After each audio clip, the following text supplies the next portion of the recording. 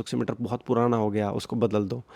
ठीक है, तो कुछ तो करना पड़ेगा आपको, पर ऐसा नहीं है, माता जी को दिक्कत नहीं है इतनी। ठीक है, नमस्कार दोस्तों, मैं डॉक्टर मनीष आप लोगों का कनाडा से स्वागत करता हूं। तो भाई मैंने एक जो है वीडियो बनाई थी पहले, सांस में अगर दिक्कत है जिन लोगों को पुरानी, उन लोगों का ऑक्सीजन का प्रतिशत कितना होना चाहिए।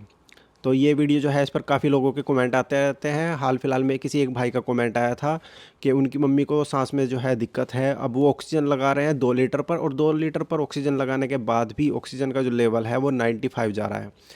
तो पहले तो मैंने अपनी खुद की वीडियो देखी, क्योंकि काफ़ी टाइम हो चुका था उसे बनाए हुए, तो मुझे काफ़ी अच्छी लगी, क्योंकि मुझे लग रहा है कि इसमें मैंने जो है ना ज़्यादातर जानकारी दे दी है आप लोगों को कि ऑक्सीजन का लेवल कितना रखना है सांस के रोगियों में। तो मैंने उसमें बिल्कुल क्लियरली बता रखा है कि भाई 90, मैं उस वीडियो को जो ना ये कहीं आई बटन में भी लिंक कर दूंगा, और जो डिस्क्रिप्शन होगा इस वीडियो का उसमें भी डाल दूंगा।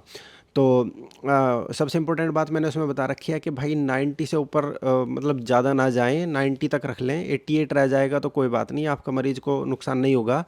लेकिन अगर 96, 98, 99 या 99 के आसपास तक जा रहे हैं तो भाई बहुत ज़्यादा रिस्क है, उनकी तबीयत जो है अगले 2-3 दिनों में ख़राब हो जाएगी। तो उस चीज़ से जो है बचाव करना है। सबसे इम्पोर्टेंट बात यही है कि कम मेंटेन करना है, ज़्यादा नहीं। ठीक है, 86 तक भी, 86, 87, 88 तक भी चल जाएगा, कोई दिक्कत नहीं है। लेकिन 96, 98, 99 तक ना जाए, कृपया इस बात का ध्यान रखें। दूसरी इंपॉर्टेंट बात जो है भाई ने पूछी थी कि 2 लीटर पर जो है 95 जा रहा है, तो क्या 1.5 लीटर या 1 लीटर दे सकते हैं? जी हाँ, बिल्कुल। देखिए ऑक्सीजन में ये आपने इस बारे में कोई वीडियो देखनी पड़ेगी यूट्यूब वगैरह पे, कि कई बार ना अलग से भी बोतल अटैच कर लेते हैं, तो थोड़ा सा उसमें साफ़ सफाई का ध्यान रखना है। साफ़ सफाई मतलब हाथ धो के नहीं, उसमें जो है थोड़ा सा स्टरलाइजेशन का ध्यान रखना है आपने। ये थोड़ी सी समझने वाली बात है ना आप लोग, पर फिर भी आप लोग समझ सकते हैं, देख सकते हैं कोई वीडियो इस बारे में। तो ऑक्सीजन का अगर एक एक बबल भी जा रहा है ना, अगर ऑक्सीजन आपको दिख रहा है कि मशीन में थोड़ी सी भी चल रही है, ऑक्सीजन देने वाला जो सिलेंडर है, अगर उसमें से ऑक्सीजन थोड़ी सी भी आ रही है ना, हाफ लीटर से भी कम या 1 लीटर, ठीक है ना, मतलब कुछ भी करें आप, आपको कोई ज़रूरी नहीं है कि 2 लीटर 1 लीटर ही देना है, आप जितनी कम से कम करके ऑक्सीजन का लेवल मेंटेन करना है बस। और कैसे पता चलेगा भाई ऑक्सीजन का लेवल ठीक है क्या? आपको ख़रीदना पड़ेगा एक पल्स ऑक्सीमीटर, अच्छी कंपनी का होना चाहिए, मतलब ठीक ठाक होना चाहिए, और उसमें सेल जो है वो पुराने ना हो भाई। ये सब चीज़ें जो है मैटर करती हैं, तो इसलिए बताता हूँ मैं आप लोगों को, क्योंकि इन सब चीज़ों को लेकर के मेरा बहुत ज़्यादा अच्छा एक्सपीरियंस है। तो वो सब छोटे छोटे पॉइंट्स मिस कर जाते हैं लोग, फिर वो उनको पता नहीं चल पाते हैं ना। मैं इधर से कमेंट्स पढ़ रहा हूँ, तो इसलिए जो है, इसलिए मैं उधर देख रहा हूँ।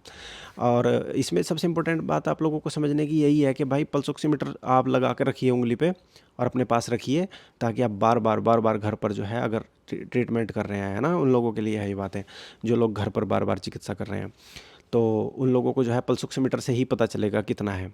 और 1 मिनट में पल्स ऑक्सीमीटर नहीं बताता, उसको 2, 4, 5, 7 मिनट लगा के रखें तो बता देता है। उंगली पर नेल पॉलिश ना लगी हो, उंगली ठंडी ना हो, ये कुछ ऐसे कारण है जिससे पल्स ऑक्सीमीटर सही रीडिंग नहीं देता है, गलत दे देगा, है ना। तो आपको पता नहीं चलेगा, फिर आप परेशान हो जाओगे, बिचल जाओगे, और सारा जो आप घर पर इलाज कर रहे हो या घर पर जो आप पूरा एक प्रबंध कर रहे हो, वो सारा का सारा आपका बिगड़ जाएगा। उस चीज़ से आपको बच के रहना है, ठीक है। ये मैंने आपको बता दिया, और पहली वीडियो में मैंने बहुत अच्छे से डिस्क्राइब कर रखा है कि फ्री रेडिकल्स पैदा हो जाते हैं और रोगी जो है और ज़्यादा बीमार हो जाता है। तो उस वीडियो को ज़रूर देख लीजिएगा जिन लोगों को सांस की बीमारी है। तो भाई बढ़ते हैं अगले कमेंट की तरफ। किसी भाई ने पूछा है कि उनकी मम्मी को दिक्कत थी, और उनको दिक्कत ये थी कि उनका ऑक्सीजन का लेवल कम हो रहा है बार बार, और कुछ दिन पहले तो उनको ऑक्सीजन के लेवल कम होने के कारण अस्पताल में भर्ती भी करना पड़ा। और अब उन्होंने, डॉक्टरों ने जो है डायग्नोसिस बना दिया, और उन्होंने बताया कि दोनों लंग्स में जो है ब्रोंकाइटिस है, और जिसकी वजह से उनको ऑक्सीजन की ज़रूरत पड़ रही है, और घर पर निबलाइजेशन भी देना पड़ रहा है। तो भाई देखिए, ब्रोंकाइटिस के कारण ही जो है ऑक्सीजन का लेवल कम नहीं होता है। ऑक्सीजन का लेवल कम होने के कई और कारण हो सकते हैं। मेरा इमरजेंसी मेडिसिन्स जो होती हैं, उन सब चीज़ों को लेकर के मेरा काफ़ी रुझान रहा है, और उन चीज़ों में बहुत ज़्यादा मैं तेज़ी से एक्शन लेने वाला व्यक्ति हूँ, और दूसरों को भी सलाह देता हूँ, इसलिए मैं कई बार इस तरह की चीज़ों को आप लोगों को ऐड कर देता हूँ। दूसरी इंपॉर्टेंट चीज़ आप लोगों को समझने की बात यह है कि कई बार जो होती है ना, कुछ एक्यूट स्थिति होती है, छोटी मोटी चीज़ों को तो आप लोग संभाल लोगे, 1 दिन 2 दिन कहीं आसपास के किसी दूसरे डॉक्टर को दिखा दोगे। कई बार जो होती है ना, गंभीर समस्या होती है, गंभीर समस्या आदमी मिस कर दे, तो इतना वो समझता है, इतना वो अपने घर वालों को खो देता है। तो मैंने अपनी हर एक वीडियो में इस चीज़ को गाइड किया कि भाई कई बार मैं छोटी मोटी समस्या को इतनी बड़ी ना मान करके अवॉइड कर देता हूँ, पर बड़ी समस्या को मैंने हमेशा मेंशन किया है। अब इसमें ऐसी स्थिति में जो है कई बार न्यूमोनिया हो सकता है। इनको तो ब्रोंकाइटिस है, इन बेंजी को तो, लेकिन कई बार जो है ब्रोंकाइटिस के अलावा न्यूमोनिया हो सकता है। न्यूमोनिया एक बहुत गंभीर स्थिति है भाई, उसमें जो है व्यक्ति बहुत तेज़ी से बीमार होकर के और उसकी जान जाने का खतरा होता है।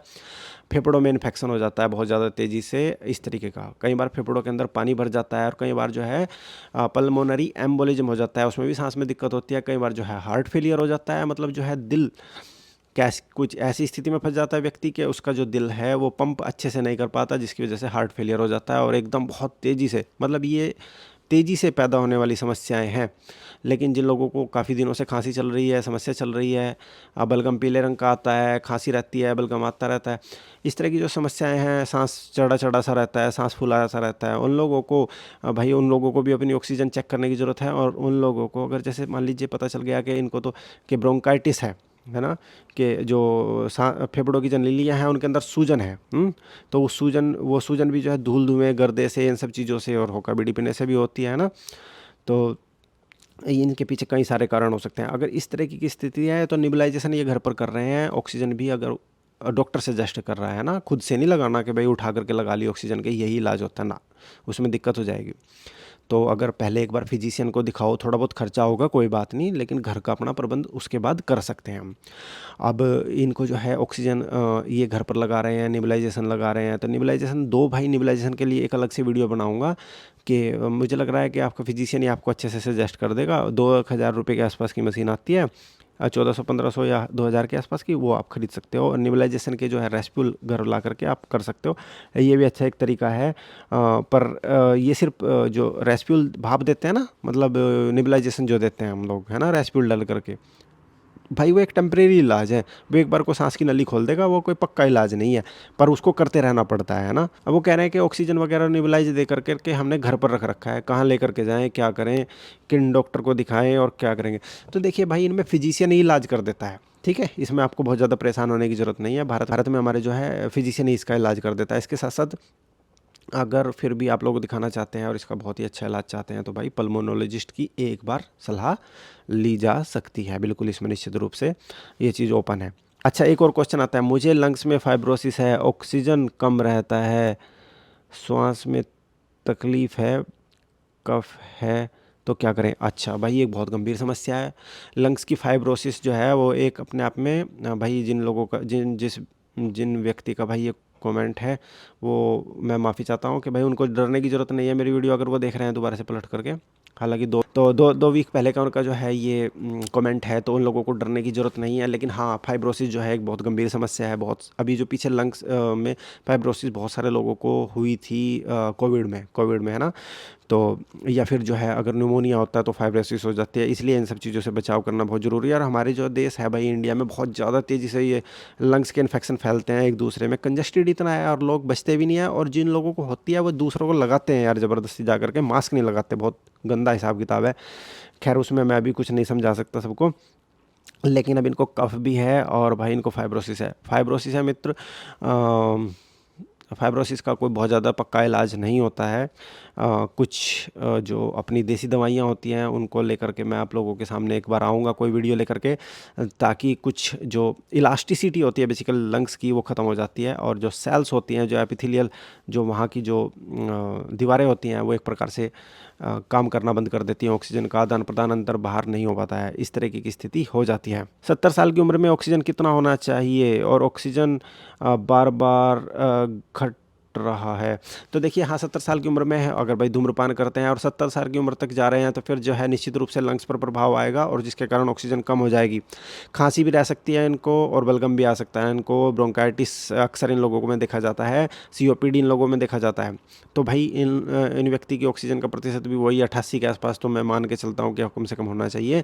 और पल्स ऑक्सीमीटर से ही आप लोग जान सकते हैं। आपके आसपास जो भी डॉक्टर होता है उनका भी पल्स ऑक्सीमीटर आप थोड़ी बहुत देर के लिए ला सकते हैं। जो हमारे आस पड़ोस में जो डॉक्टर्स होते हैं, तो उन डॉक्टर साहब से भी आप लेकर के इसकी जांच कर सकते हैं। आपको नया ख़रीदने की ज़रूरत नहीं है 1500-2000 रुपये। तो आप बार बार 2-4 दिन चेक करोगे, कुछ कुछ थोड़ी थोड़ी देर छोड़ करके, सोते हुए जागते हुए, तो आपको पता चल जाएगा। और ऑक्सीजन का प्रतिशत तो देखिए 90 के आसपास ही माना जाता है नॉर्मल आदमी में, है ना। 90 से 88 मान सकते हैं आप कम से कम भाई। और 95-98 जितना भी हो उतना बेहतर है बिना ऑक्सीजन के। तो यही है भाई सारी आप तो पिछली वीडियो भी देख लीजिएगा दोस्तों। और मैंने 2-3 जो कमेंट थे मेन मेन, जिसमें आप लोगों को मैं भाई, मेरा मन तो कर रहा है कि मैं इसके लिए एक अलग से वीडियो बनाऊं, अलग से भी बना देंगे, पर आज की वीडियो में भी इसको कवर कर लेता हूँ। एक और भाई हैं, उन्होंने पूछा है कि सर मेरी मम्मी की एज जो है 75 साल है, उनकी ऑक्सीजन का प्रतिशत 30 भी हो जाता है। ऑक्सीजन का प्रतिशत SpO2 उनका 30 हो जाता है, 30। इस बारे में मैं स्ट्रेस इसलिए डाल रहा हूँ, ज़्यादा जोर इसलिए दे रहा हूँ क्योंकि इसके बारे में मैं थोड़ा सा डिटेल में बताऊँगा आपको। और वो कह रहे हैं कि उनकी पल्स रेट, हार्ट रेट, दिल की धड़कन, पल्स रेट मतलब एक pulse rate directly heart rate के ही समान होती है, ये मान के चलो आप। तो उनकी जो पल्स रेट नाड़ी जो है वो 40 के आसपास तक पहुंच जाती है, और सोते हुए, है ना, अलग हो जाती है। 95 भी हो जाता है उनका, बदलता, अप एंड डाउन काफ़ी ज़्यादा होता है कह रहे हैं। तो भाई सब यही बात समझने की है। मैंने अभी पीछे बताया था जब मैं दूसरा कमेंट पढ़ रहा था कि पल्स ऑक्सीमीटर अगर आपका ठीक से उंगली पर नहीं लगा हुआ है, या पल्स ऑक्सीमीटर आपका, देखिए चाइनीज़ बहुत सारे, इतनी कंपनियों का माल आजकल बिक रहा है ना, सारे के सारे ब्रांडेड चीज़ नहीं होती है। बहुत सारे कंपनी जो है चाइनीज़ नकली माल दे देती हैं। 15-20 रुपये का पल्स ऑक्सीमीटर वहाँ से बनाती है, यहाँ आपको 1200-1500 रुपये में बेच देती है, या 700 में।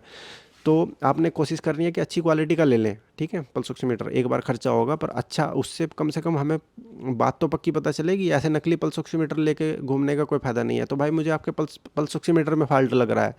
देखिए ऑक्सीजन का प्रतिशत 30 जा सकता है क्या? नहीं, ऑक्सीजन का प्रतिशत 30 नहीं जाएगा। ऑक्सीजन का प्रतिशत जिस व्यक्ति का 30 हो जाएगा, वो व्यक्ति बेहोश हो जाएगा, और उसके मरने की संभावनाएँ 90% है।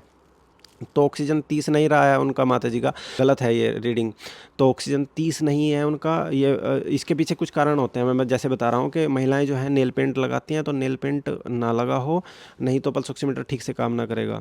और इसके साथ साथ जो है उंगलियां ठंडी ना हो, उनकी उंगली ठंडी होने की स्थिति में पल्स ऑक्सीमीटर ठीक से काम नहीं करेगा। कुछ कुछ लोगों में जो नाड़ियाँ होती हैं, मतलब जो खून को बहाने वाली जो धमनियाँ होती हैं भाई, वो उनमें ब्लड का फ्लो अच्छा नहीं होता है। और ख़ास करके जो पेरिफ्रीज होती हैं, जो आपकी, है ना, मतलब जो उंगलियों के आखिरी पोरवे होते हैं, उनमें छोटी छोटी कैपिलरीज आती हैं। वो कैपिलरीज कई बार उनकी ब्लॉक होती है अगर कोई धूम्रपान का सेवन करे।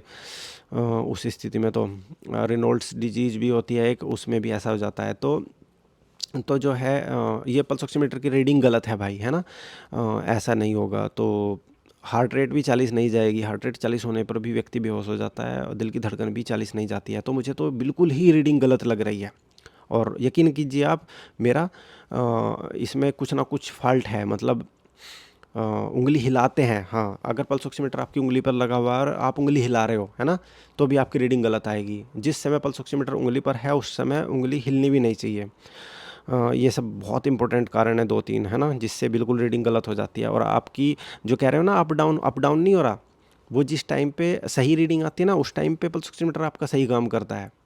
और जिस टाइम पे रीडिंग गलत आती है, पल्स ऑक्सीमीटर गलत काम करता है। या तो उसकी सेल कमज़ोर है, पल्स ऑक्सीमीटर में नई सेल डालो, या फिर पल्स ऑक्सीमीटर बहुत पुराना हो गया, उसको बदल दो, ठीक है। तो कुछ तो करना पड़ेगा आपको, पर ऐसा नहीं है, माता जी को दिक्कत नहीं है इतनी, ठीक है। तो फिर भी अगर कोई बात है तो इन भाई का नाम भी बता देता हूँ मैं। इनका नाम है मुदस्सर इकबाल। तो भाई अगर फिर भी कुछ ऐसी समस्या रहती है, कमेंट बॉक्स में कर दो यार। मुझे थोड़ा सा समय कम मिलता है, फिर भी मैं कोशिश करूँगा कि भाई जवाब दूँ।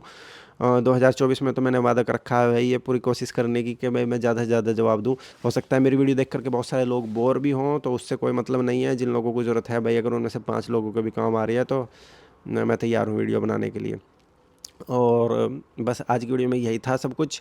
उम्मीद करता हूँ कि पिछली जो वीडियो मैंने आप लोगों से कहा था कि देखने के लिए, सांस की दिक्कत में ऑक्सीजन का स्तर कितना होना चाहिए, वो वीडियो भी आप ज़रूर देखें भाई। उसमें मैंने फ्री रेडिकल्स के बारे में बता रखा है, और वो काफ़ी इन्फॉर्मेटिव वीडियो है। सचमुच में आप लोगों को जानने की ज़रूरत है अगर घर में से कोई बीमार है तो।